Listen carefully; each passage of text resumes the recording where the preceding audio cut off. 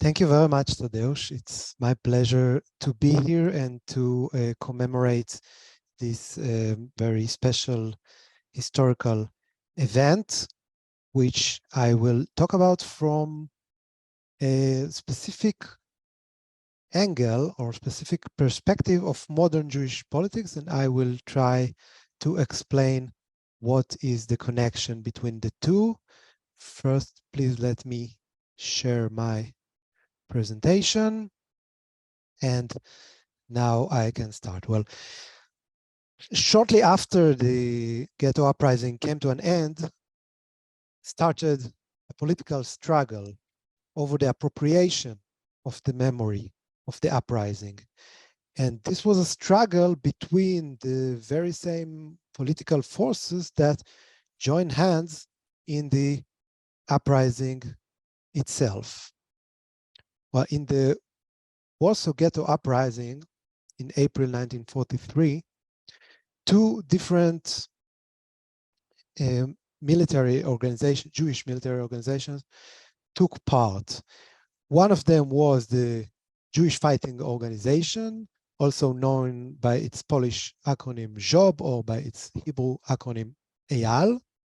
And the other one was the Jewish Military Union, also known as the ZZW or as the ETSI in Hebrew. And they were differentiated politically. The Jewish Fighting Organization, for in a shorter manner, I will call it today the JFO, was comprised by the leftist parties, the Zionist left, the Jewish Labor Bund, and the communists, while the Jewish Military Union was comprised of the Zionist Right. It was established by the party known as Revisionists, today represented by the contemporary Likud, and its youth organization known as Beitar. In this lecture, I will focus on the JFO, but I will also mention its relations with the Jewish Military Union, the JMU. And the question is, what enabled the close comradeship in arms between the parties that comprise the JFO, the Zionist left, the Bund, and the communists? And this is a question because formerly, prior to the time of the ghetto and the uprising, they were bitter rivals fighting over the support of the Jewish population in Warsaw and in Poland as a whole. So it's a question, how could they, these former rivals, work together and even fight together in the Warsaw Ghetto Uprising? Well, I can tell you that the common answer is that facing the reality of extermination, of total genocide and murder of all Jews without any difference, it made the former political differences irrelevant, and they did not matter anymore, so they did not have any problem to cooperate. However, this common answer, of course, it was an important factor to unite against the common enemy. But still, this explanation leaves several important questions open. And first and foremost, how did this not happen also with the revisionists? I mean, if political differences did not matter anymore, how were they still split along political lines between left and right? And this explanation also does not explain how come within the Jewish Fighting Organization itself, political tensions were still discernible in the time of its existence and even during the uprising and the fighting itself. In this lecture, I will try to answer this question by examining the Warsaw Ghetto Uprising against the background of modern Jewish politics. And by this term, modern Jewish politics, I refer to the emergence of new political movements that formulated competing answers to the so-called Jewish question, or competing rival programs for the future of the Jewish people. So these three components of the future Jewish fighting organization, they were already from the late 19th century, early 20th century, arguing what would be the solution to the problem, the general problem that Jewish existence was facing in modernity. So the Zionists offered a territorial political autonomy in Palestine. The Jewish Labor Bund maintained that Poland is the homeland of Polish Jews. They should not leave it, but rather take part in the transformation of Poland into a just socialist society within which they would advocate Jewish cultural and educational autonomy in the language of Yiddish.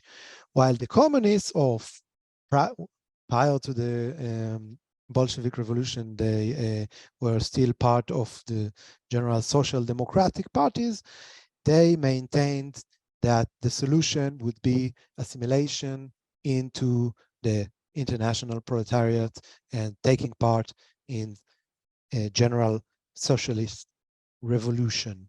And we could also add to these three the other fourth main component of Jewish politics in interwar Poland, which is the Orthodox Agudat Israel party, which try to conserve or maintain the traditional ways of Jewish religious people in the diaspora. But now we focus on these three socialist streams, which represent a very salient phenomenon in modern Jewish politics, which is the strong inclination to the left. And the communists and the Bundists are, of course, socialist movements. Within the Zionist movement, also, the left has a very strong hold, different socialist-Zionist movements. And they, although they were all socialists, they were still arguing about almost every other conceivable question: nationalism versus internationalism, land of Israel versus diaspora, Hebrew versus Yiddish versus Polish. And they also argued about socialism itself. Should it be achieved in an evolutionary or revolutionary way? Are we pro-Soviets or anti-Soviets? Should we establish communes, trade unions, political parties? What would be the appropriate interpretation of socialism? And they were bitterly and agitatedly fighting over these questions all along the first half of the 20th century. So how come these bitter rivals became brothers in arms within the Jewish fighting organization? In order to try and explain this, I will now chronologically present and analyze some of the main features which characterize the development of the political underground in the Warsaw Ghetto, according to the timeline. So first, I will discuss the escape of political leadership and the return of youth leadership. Later, the aspect of gender, women as leaders in Jewish political underground. And then I will discuss their main activities in the ghetto prior to the military phase of underground, namely education, self-help, and relief. Then the relations with the Judenrat, with the Jewish council appointed by the Germans um, to control the ghetto on their behalf. Then the development of underground life into the form of communes, the emergence of armed underground, which eventually was split in between two different armed organizations, which I already mentioned. And then I will discuss specifically the structure of leadership within the Jewish Fighting Organization, and finishing with the uprising itself, I will focus on one event, the commemoration of the 1st of May 1943, which occurred during the uprising itself. After going through all these different aspects, I will return and on these foundations try to answer the question I presented. Well, first let us set the stage of what happens to all these political movements straight after the occupation of Poland by the Germans. So already during the invasion of the Polish army, big parts of the political leadership in Poland in general are fleeing to the east, namely opposite the directions of the Germans. They still didn't know that some 2.5 weeks later, also the Soviet Red Army will invade from the east. But first, the first clear enemy was the Germans, and it was clear that political leadership is in danger.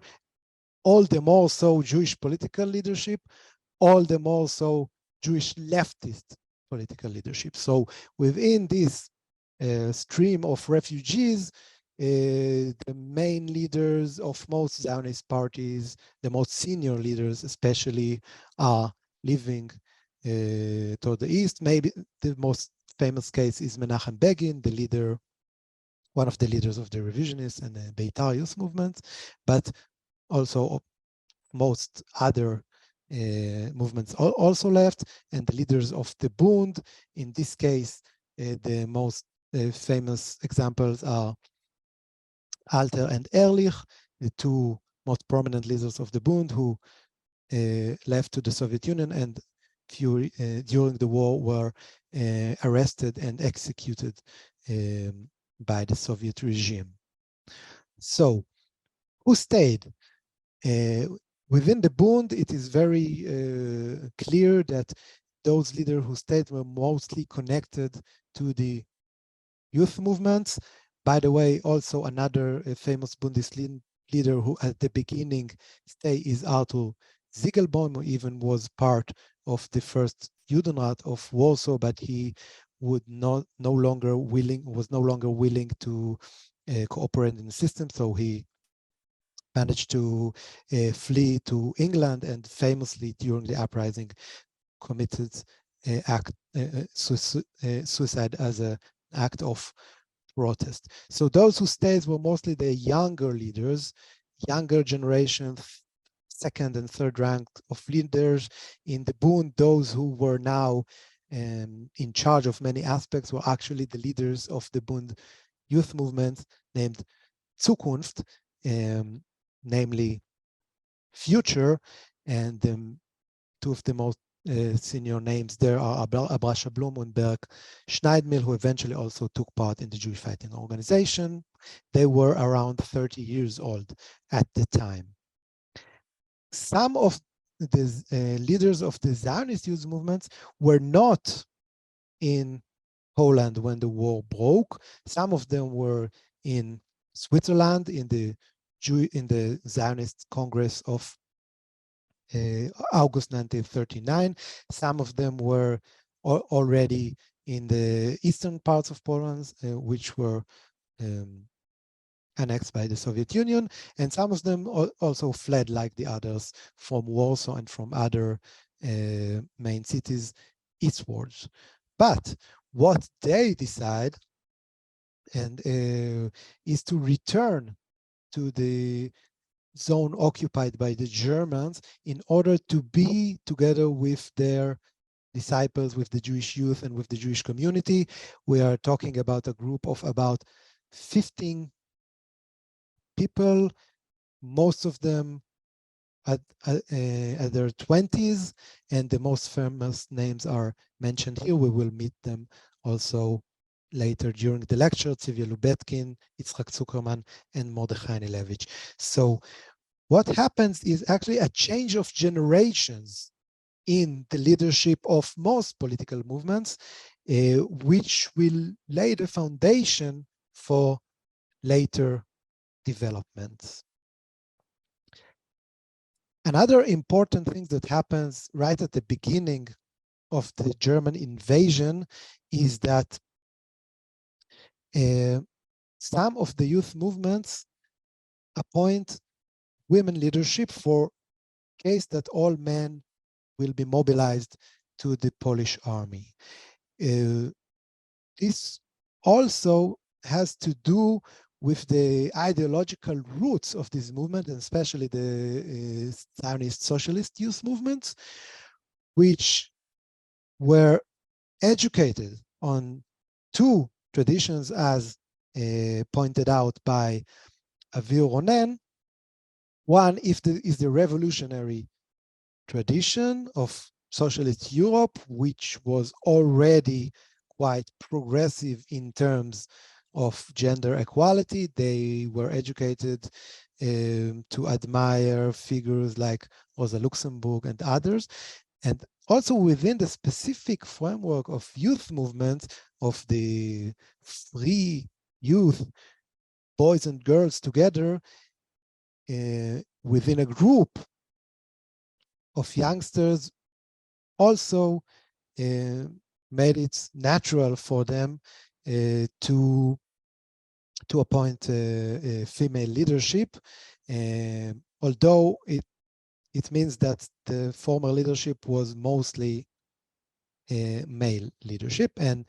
But now what happens is that the ideological principles of equality now also are reinforced against the reality of mobilization to the Polish army. Eventually, the Polish army surrendered or was defeated after the first month of the war, and so most of these men were not mobilized, but this had already set the stage for women to take more significant part within the leadership of this movement. And this all happens already before the sealing of the ghetto in Warsaw in November 1940.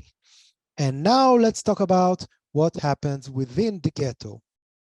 At the beginning of the ghetto, the entire Jewish population, which is now closed in a very, very small and crowded district in the center of Warsaw, and their food supplies, their medicine supplies, their wood for heating the houses supply are severely limited. They suffer very serious physical distress.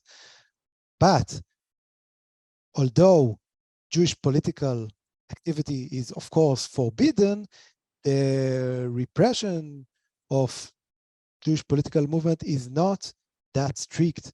At the beginning, it seems like the Germans are not that interested in this aspect in the first time of the ghetto. So each and every of the former political movements is now conducting educational activity and printing and distributing illegal press. And so I brought here a small example from this Hebrew journal of Hashomer HaTzair, the Zionist Socialist Youth Movement, called Neged HaZerem, Against the Stream. And it witness or it gives us a glimpse into the political activity within the ghetto. As the war severed our contact with the land of Israel, all groups and parties continued their activities independently. It became clear that pre-war differences were still intact. However, it was not a sectarian loyalty to the old ways, but rather a position formed vis-a-vis the latest events. Each group faced actual events according to its previous principles. Even if few deviations appeared, they should be understood as consequences of special intensity we are facing. Basically, each group follows its pre-war ideological path. So what can we see here is a duality between, on the one hand, the continuation of the differences. Each movement continues its independent work, also because the clandestine activity forces it. You can trust only people that you already know or that are already for few years members in the movement.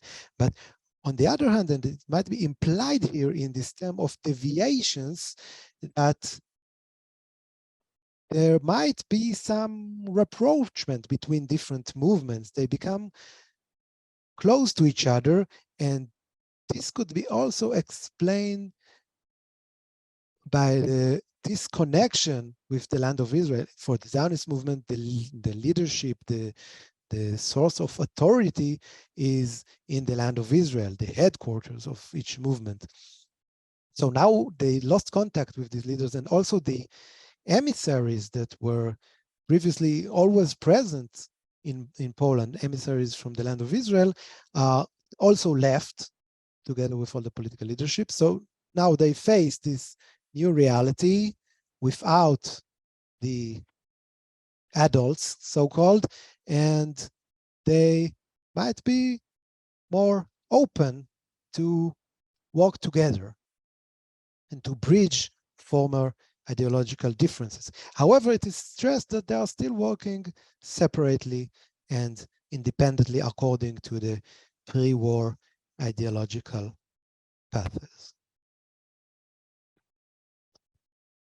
Another joint element or a common element to different movements is forced by the actual needs. People are hungry. The activists themselves are hungry. So what they do, besides trying to continue under these conditions the former education, mostly educational activity, is to provide the needs, first of all, of the members, self-help, and then, as far as it is possible, also of the wider starving population. They each movement establish its public kitchen. And Emanuel Ringelblum, who was a very prominent activist in the sphere of self-help, besides his renowned part in establishing the Ghetto Underground archive on Shabbat, he's a very prominent social activist, and he is, again, from his testimony written later when he was hiding in Warsaw before he was caught, he is also demonstrating this same duality, writing, "The Jewish public faced essential questions during the war. Previous political struggles must have been stopped. A united political front must have been formed, including everyone from left to right. The enemy sees no differences between Zionists and Bundists." So this sounds like the explanation of no difference between Zionists and Bundists, so why not working together? But still, he is talking about it as something that must have happened, that should have happened, and not happened from the very beginning.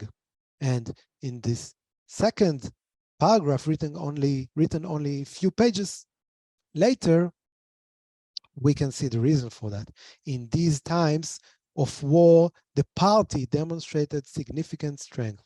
Prior to the war, active members were embedded in a wider network of professional, social, and cultural relations. Now the party has become the only active force on the Jewish street, hidden in private apartments, in public kitchens, in cells of relief institutions. So he's talking about his own party, the Left Coalition, but this is true to all parties.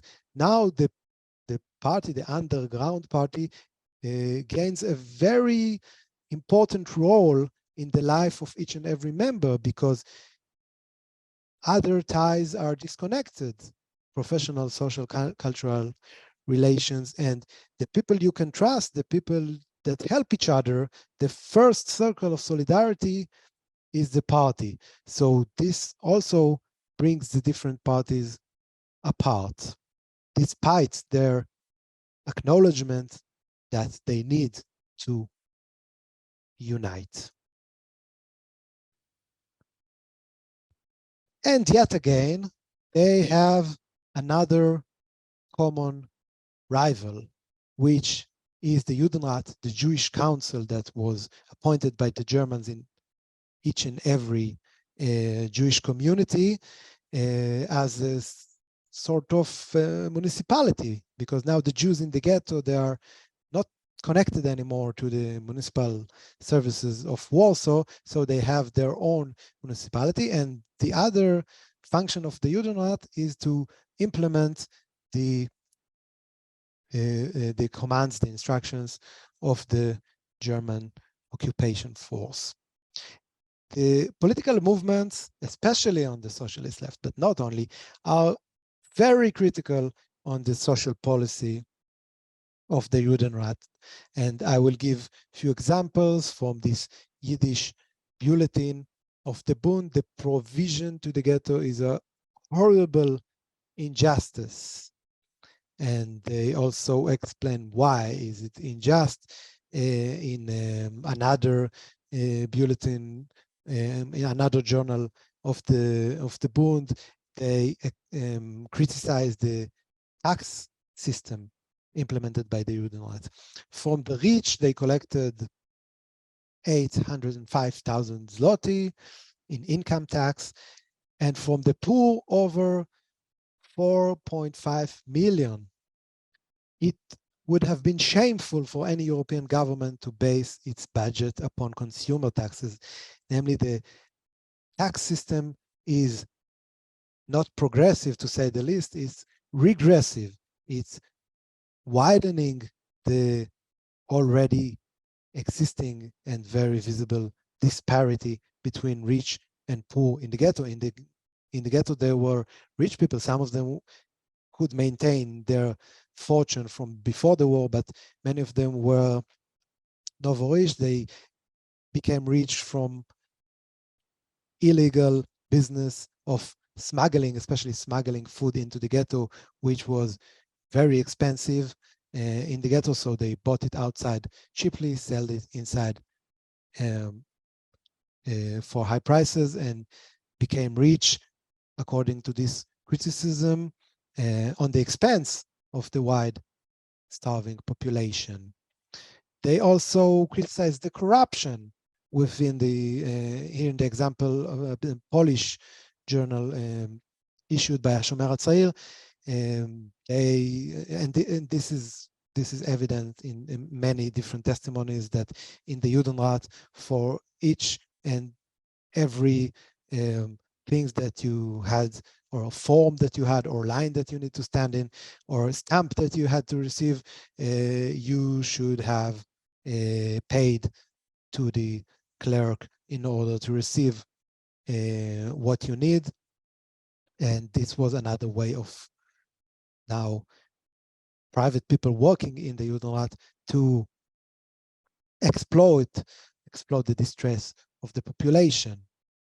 This communist journal has criticism against yet another aspect. Those who could not afford ransom for themselves were taken into the soon-to-be notorious building, and from there to forced labor. So the Judenrat organized the recruitment of Jews to forced labor, but whoever could pay, he was released, and the consequence was that only poor people were recruited to forced labor, which was very hard and even dangerous. Some people returned severely wounded or sick, or even did not return at all from this forced labor. I'm talking about the early phase of the ghetto, before the extermination camps. To sum it up, in the words of the Bund Bulletin, we have a long account to settle with the Jewish public functionaries, and especially with the community in Warsaw, for its negligence in the field of relief, for the horrible injustice done to the hundreds of thousands of ghetto inhabitants who suffer hunger and need, and for the corruption which prevails the Judenrats. The next aspect that brings the different movements closer together is communal life. We know that communal life was already before the war common practice within the Zionist pioneering movements, who prepared their members to live in a kibbutz in the land of Israel. But what happens during the time of the ghetto is that also other movements, like the communists, that formerly did not educate to communal life, but rather to political revolution, now also adopted this form. And I will read now a few lines from the memoir of the communist member of the Jewish Fighting Organization, Dorka Goldkorn. Many of us were orphans, many homeless, and new arrivals from the provinces, many starving. We therefore arranged that every group should live in communal fashion. Those who lived in better homes had to bring as much food, clothing, and money as possible to the group, and these were shared equally. There were two reasons for this. One was simply to help each other. The other was to mobilize our comrades in preparation to the military life we would be soon leading. So also in terms of their everyday life, different movements became more similar to each other. And now we come to the phase of armed underground. And the first form of armed underground organization, or at least an organization that wanted to prepare itself to armed resistance, was the Antifascist Block, established in March 1942 by in the initiative of the communists, and with the participation of four different leftist Zionist movement: Left Poale Zion, Hashomer HaTzair, Dror HaChalutz, and Poale Zion CS, which is the right wing of Poale Zion, Zionist Socialists. And the fact that the Anti-Fascist Bloc was established prior to the beginning of the Great Deportation from the Warsaw Ghetto poses another question mark on the common thesis that it was the extermination that united them.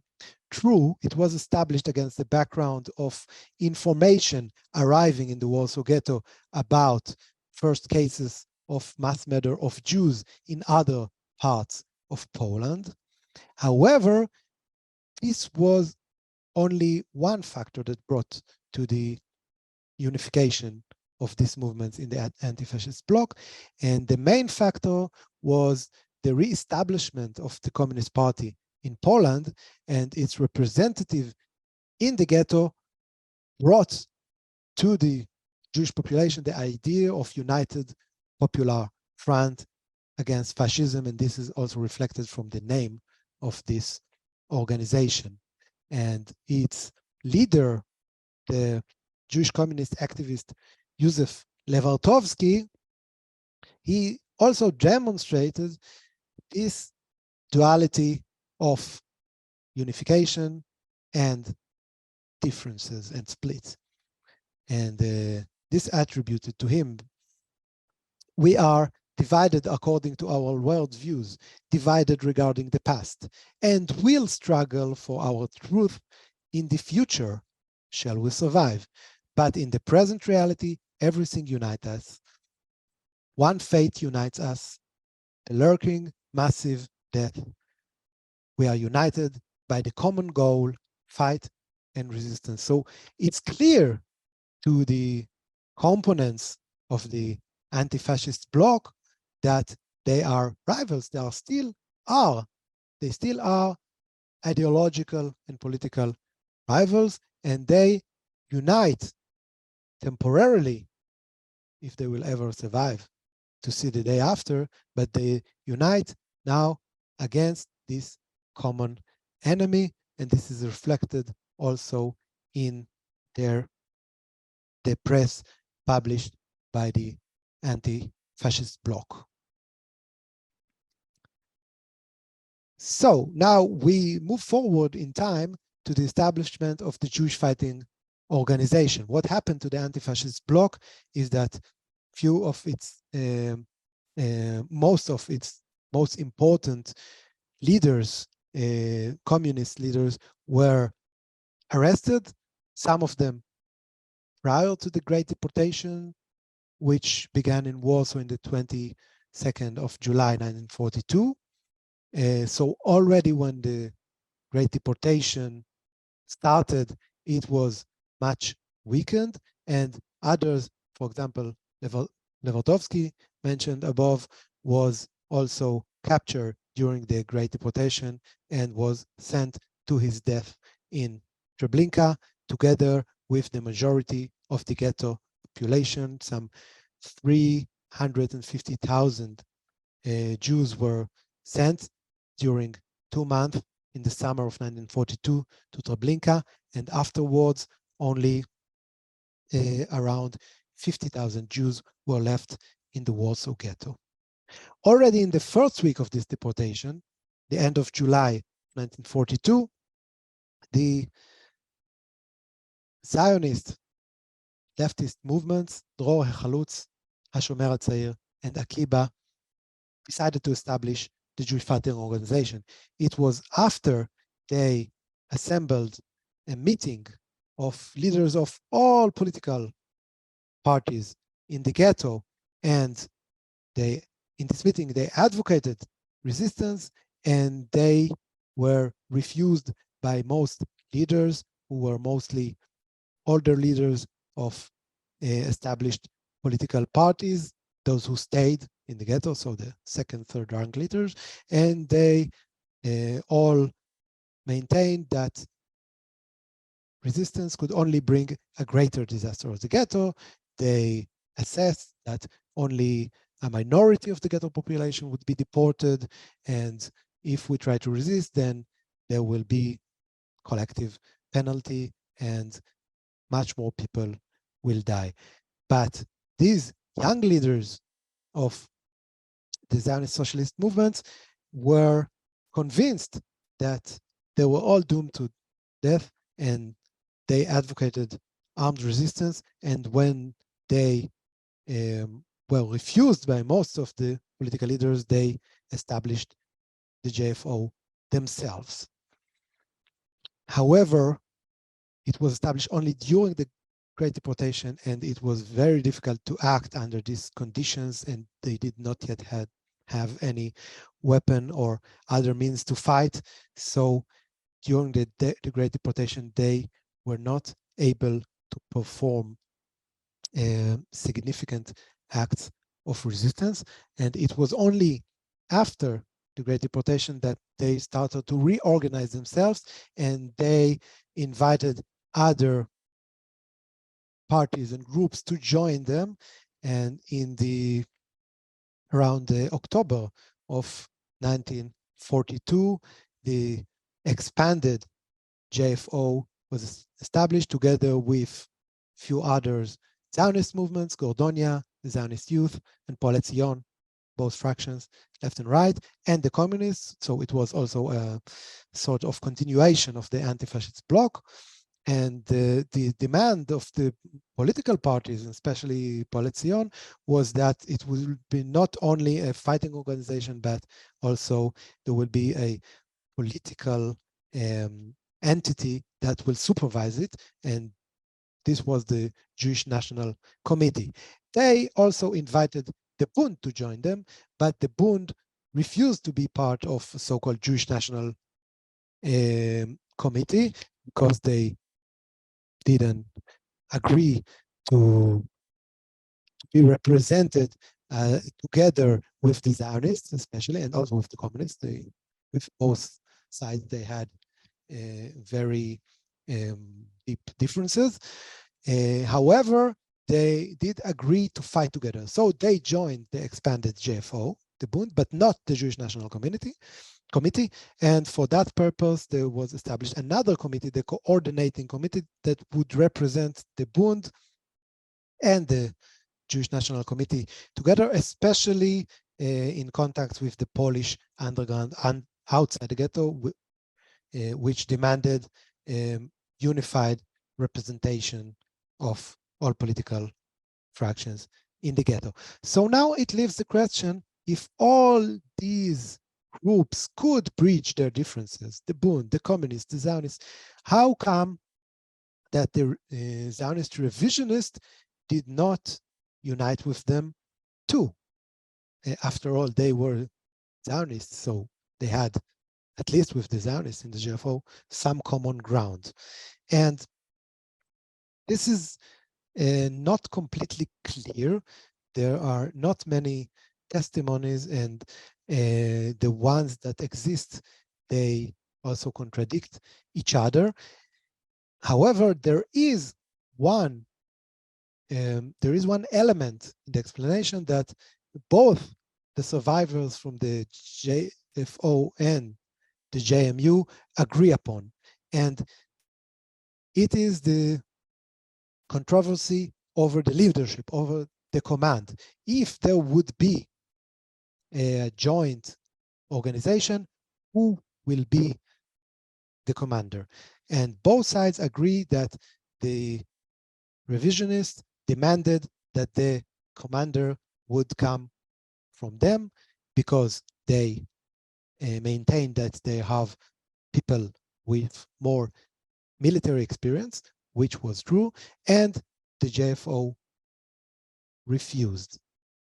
And the important historian and also ghetto fighter himself, who later became historian of the Holocaust, Israel Gutman, explained doubtless the ideological conflicts between the Zionist movement, which formed the spine of the JFO on the one hand, and the revisionists on the other hand, created distrust and hindered the unification. However, the JFO itself was a political, ideological alliance which brought together remote and rival streams. So we are still left with the question, if the ideological differences played a role in the split between the JFO and the JMU, how come they still enabled and did not hinder the unification of ideological political rivals within the JFO itself? And I think that one very important key to this question was given to us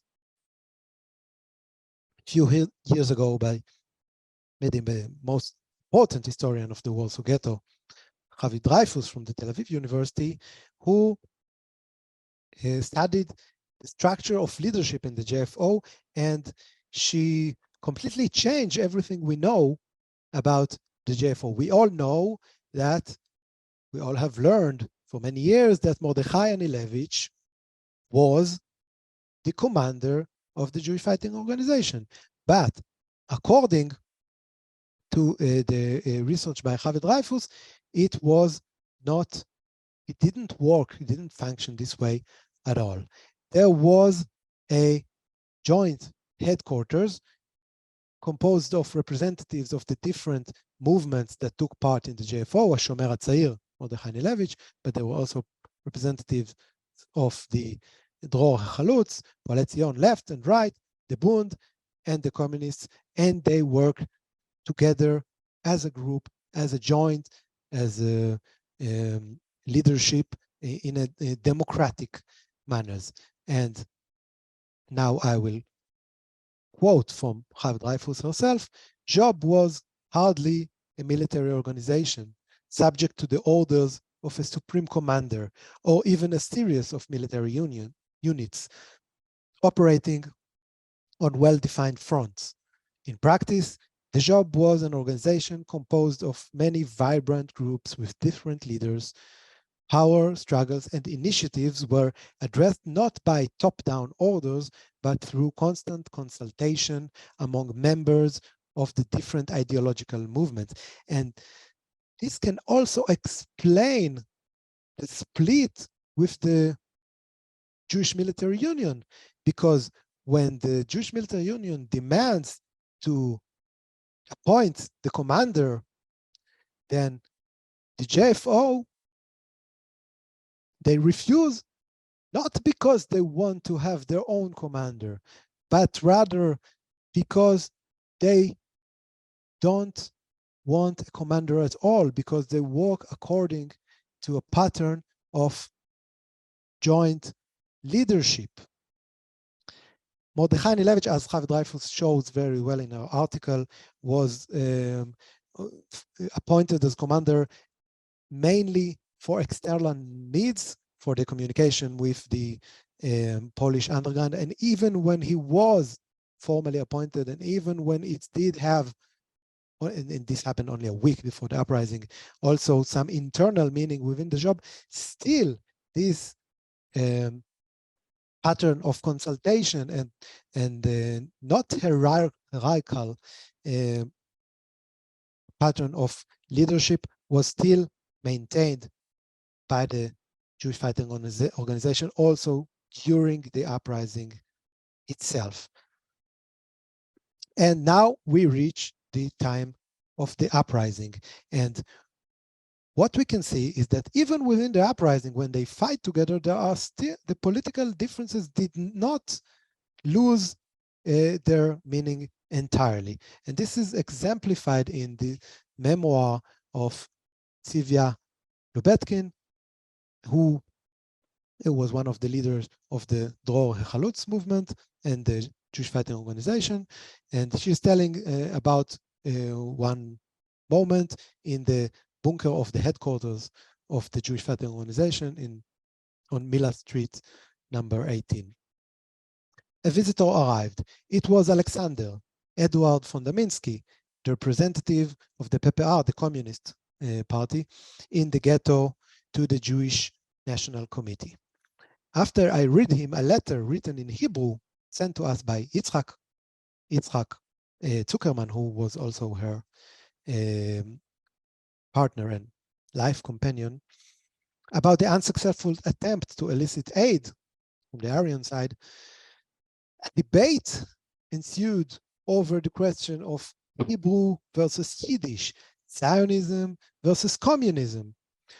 We lost ourselves in the heat of discussion and raised our voices. The king, namely the owner of this bunker, who was a civilian, he was not part of the Jewish Fighting Organization. The king ran over and in fear and admonished us to lower our voices before we bring disaster upon the bunker.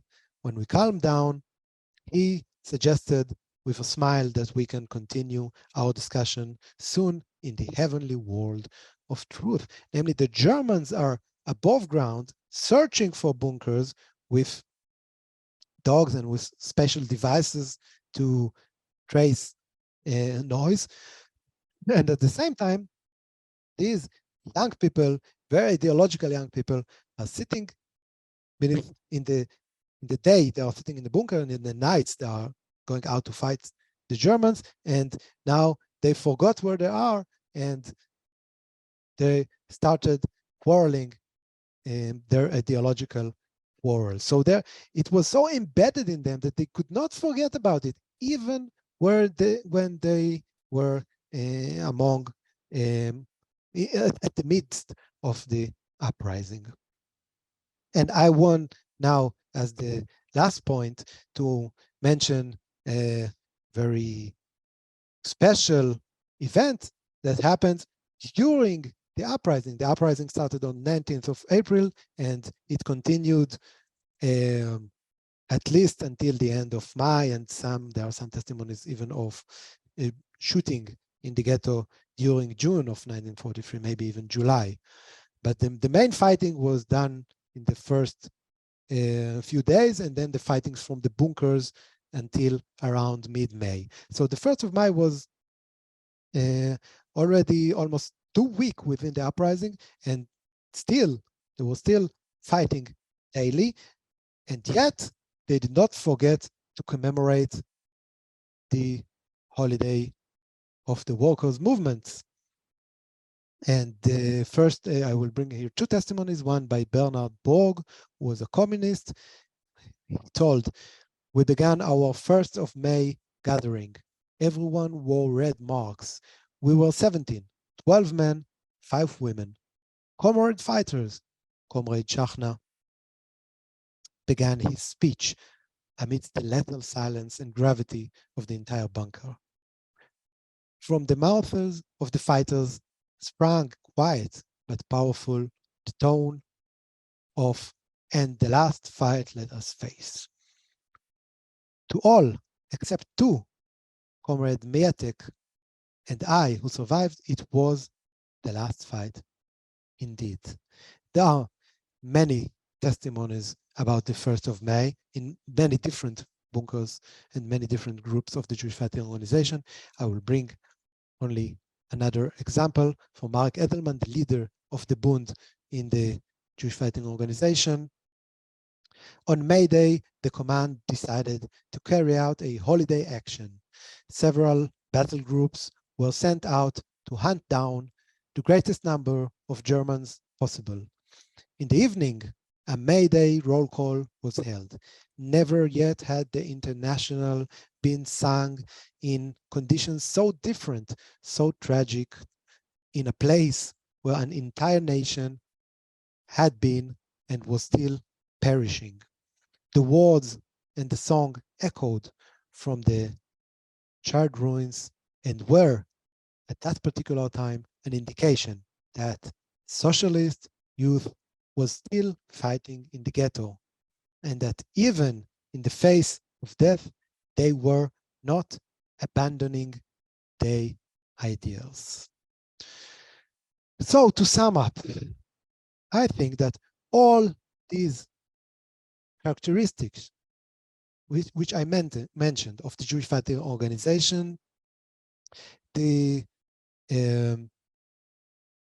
joint leadership, the gender equality relatively within the leadership, the emphasis of self-help and relief, the critique on the Judenrat social policy, the communal life, and the principle of collective leadership, which hindered the unification with the Jewish military union. And lastly, the celebration of the 1st of May, even during the uprising itself, all brings us to the conclusion that what united the Jewish Fighting Organization was the common denominator, that they were all socialist movements. But this still does not explain, because formally, before the ghetto, before the uprising, the socialists did not unite them. On the other way around, it actually provided more reasons to quarrel with each other. So we still need to explain what happened that changed this, that enabled them to unite themselves and to gather around their joint socialist principles. So in this, I would like to explain this based on a distinction between the political element and the social element within society at large, but in this case, within socialist movement. The political element is the political fight of the socialist movement, which demands hierarchical structures and discipline, and demands to sharp the ideological differences with other movements. And what happens, is, especially when the senior leadership is leaving, that the younger generation is less immersed in this political fight. They are more activists. They are like rank and file activists of these movements, and it's easier for them to see each other. They have the same generational experience. It's easier for them to see each other as partners and not as rivals. And there are the social elements in the movements, the actual solidarity in everyday life, in the educational activity, in self-help activity, in relief, which all movements are doing in a similar manner in the ghetto. Their socialist critique of the Judenrat from this position, trying to represent the interests of the masses. They're trying to express their commitment to the masses. They saw themselves as fighting for them, as representing them. Their communal life is also an important element of the social element within movements. It's the actual everyday solidarity between people, and this way they form a new pattern of leadership, of collective leadership, of cooperation between different movements, which they also express. They give it a cultural expression when they celebrate together. Fighters, communist fighters, Bundist fighters, and Zionist socialist fighters, they all celebrate together May 1st to indicate that socialism is still important for them, that politics still matters to them, but not the side of politics that brings them apart, but the common political denominator and ideological denominator of all of them, which is socialism. And this is exactly what brought these three components together, the Bundists, communists, and Zionist leftists, and this is exactly the same component that brings them apart from the Zionist right, from the revisionists, which were actually anti-socialist. So in this way, the Warsaw Ghetto Uprising is not a break within the history of modern Jewish politics. It's not that politics did not matter anymore, but it mattered in a different way. The unique conditions, the very severe and tragic conditions, we must remember, still enabled the social element within socialist movements to become more dominant on the expense of the political element, which stayed in the background. And this is my answer to the question, what enabled this comradeship in arms between the former and also after the uprising, they returned to be very fierce political rivals. And I finish here. I just want to invite you all to learn more about this very unique historical event of the Warsaw Ghetto Uprising. From tomorrow in Leipzig, we are having a 3 days international conference to commemorate the 80th anniversary of the Warsaw Ghetto Uprising. It will happen physically in person in Leipzig, but it will also be broadcasted on live stream, and you can all access it freely through the website of the Dubnow Institute, which is hosting this conference, then I hope you could and you would like to join us to learn more from the most groundbreaking and most up-to-date research that happens nowadays by scholars from all over the world about the Warsaw Ghetto Uprising. And it's amazing how much we still need to learn about this event, although it is very much studied. There are still many unknown, many concealed by the destructions that happened in the Warsaw Ghetto. Thank you very much, and thank you, Tadeusz and the National Library for this opportunity.